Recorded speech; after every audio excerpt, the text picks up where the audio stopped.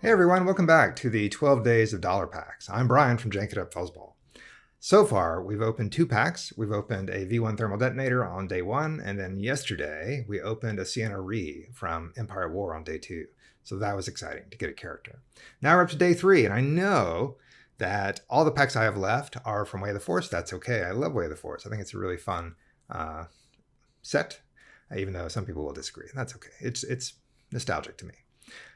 Just a reminder, I bought these at Barnes & Noble because they were on discount, $1 a piece. So with my membership, I got them for 90 cents a piece, which is pretty exciting. So if you have a Barnes & Noble close to you, go check it out. I'm waiting for the price drop on some Across the Galaxy packs and Convergence packs. They're still at $2, which is a deal, but it's not as good a deal as I would like. So we'll see what goes on. But let's open our pack for the 3rd day of dollar packs. No surprise, it's Way of the Force. All right, here we go. We have Old Man Luke. He's a Santa hat, and then he's all good. What are we looking for? What are we going to get? Please don't be another V1 thermal detonator. It is not, but it is not that much better. Let's talk about it. It is the XS Stock Light Freighter. It is a vehicle. It has ambush. It is neutral. It is 2 cost. It has 1 gun, 2 indirect, special, and a blank. And it has ambush, I mentioned that. And the special reads place 2 resources on the support or take all resources from it. You may take 1 additional action. So I've seen this played well and sealed. It can be really, really impactful, but you have to spend 2. It's not dealing much damage. It does have 2 damage signs. It's better than nothing.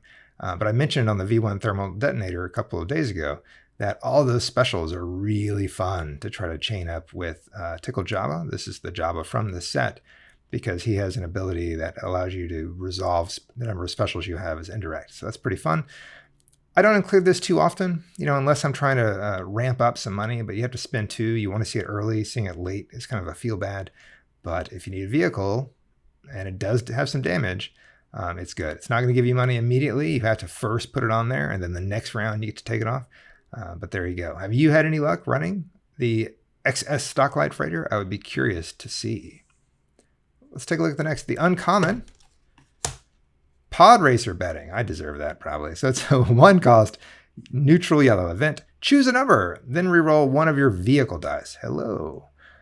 If that die just rolled a value equal to the number you chose, gain 2 resources or 3 resources instead if it was a Pod Racer die. Wow. I guess I have a pretty good chance. I could say 50-50, right? 50% chance that you hit special, but you're spending 1 in hopes of getting 2 from this card. I don't know. Watto's all about gambling. If you've ever played with the character Watto, you know that. So it is a whole bunch of gambling. Not the most useful card. I've never seen it played. I don't think I myself would ever play it, but it is what it is. Next, we have Overload. Now, I have played this card. It's a 1 cost neutral red event. Place 1 damage on a support in play. Then you may discard that support if it has damage on it equal to or more than its cost. Especially with covert missions, this becomes a way more attractive card because there are so many cards in covert missions that deals with putting resources or damage on things. And so you can imagine, and they usually cost 1.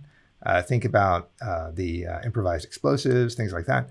Or even like Merchant Freighter costs 1. You could blow that up with this card. So it's a nice way to get rid of something. So place 1 damage on a support in play. Then you may discard that support if it has damage on it equal to or more than its cost. So very situational. If you head into a match and all of a sudden your opponent's not running supports, then it's kind of a dead card. But in an appropriate meta, back in the times when we had meta, it could see some play for sure. Next up, we have Steadfast. Oh, yes, here we go.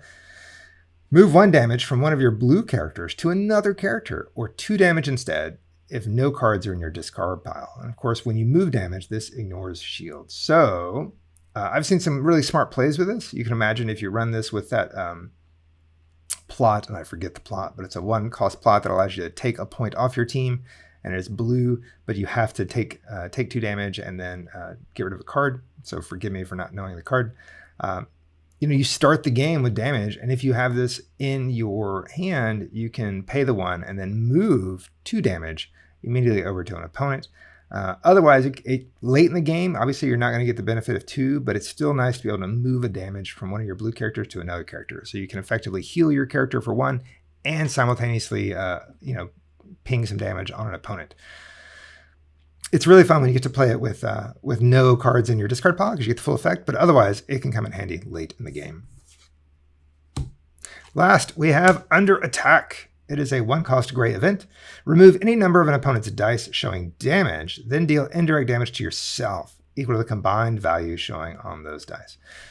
Ouch. So it costs 1. You're still going to take the damage. Remove any number of an opponent's dice showing damage, then deal indirect damage to yourself, equal to the combined value. So,